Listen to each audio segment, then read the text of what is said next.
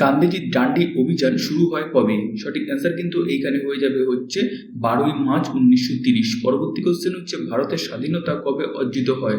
সঠিক অ্যান্সার কিন্তু এখানে হয়ে যাবে হচ্ছে 15ই আগস্ট 1947। পরবর্তী কোশ্চেন হচ্ছে ভারতের প্রথম গভর্নর জেনারেল কে? সঠিক অ্যান্সার কিন্তু এখানে হয়ে যাবে হচ্ছে লর্ড উইলিয়াম বেন্টিং। পরবর্তী যদি কোশ্চেন থাকে তাহলে এখানে হয়ে যাবে যে জালিয়ানওয়ালাবাগ হত্যাকাণ্ড কবে ঘটে? সঠিক অ্যান্সার কিন্তু এখানে হয়ে যাবে হচ্ছে 13ই এপ্রিল 1919।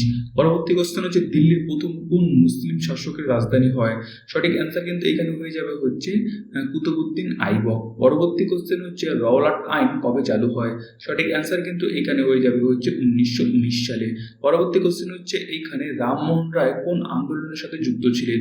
সঠিক অ্যান্সার কিন্তু এখানে হয়ে যাবে হচ্ছে ব্রাহ্ম সমাজ। পরবর্তী কোশ্চেন হচ্ছে বৃন্দা পর্বতের দক্ষিণে কোন সভ্যতা গড়ে ওঠে?